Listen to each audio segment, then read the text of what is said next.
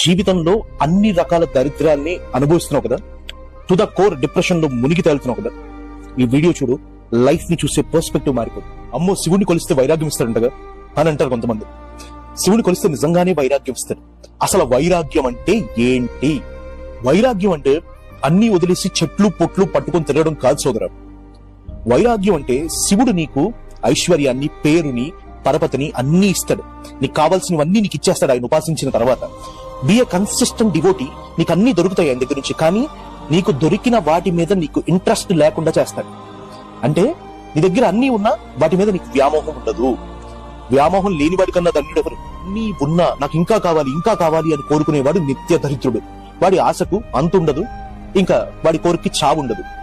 Final గా వాడికి మనశ్శాంతి ఉండదు. తృప్తి పొందినవాడు, తృప్తి కలిగినవాడు, తత్పురుష స్వభావం కలిగినవాడు అని అర్థం. తత్పురుషుడు అంటే 5 ముఖములు కలిగిన శివుడు వంటి స్వభావం కలిగినవాడు. కాబట్టి శివభక్తిలో నీకు ఐశ్వర్యం వస్తుంది, పేరు వస్తుంది, ప్రఖ్యాతులు వస్తాయి, ఆఖరికి వైరాగ్యం వస్తుంది. అంటే వీటన్నిటి మీద నీకు ఇంట్రెస్ట్ పోతుంది. మనిషి హెవీగా డిప్రెస్ అయ్యేది మెటీరియలిస్టిక్ థింగ్స్ కోసం పోరాడటం వలనే. నాకు అది కావాలి, నాకు ఇది కావాలి, నాకు పేరు కావాలి, నాకు డబ్బులు కావాలి, అయ్యో వాడదన్నాడు వీడిదన్నాడు అని వీటి వల్లే మనిషి డిప్రెస్ అవుతాడు. దొరికిన దానితో, నీకు ఈశ్వరుడు ఇచ్చిన దాంతో తృప్తి పడ్డావా, అది తత్పురుష లక్షణం. వాడు చాలా ఆనందంగా ఉంటాడు జీవితంలో. రాసిపెట్టుకో.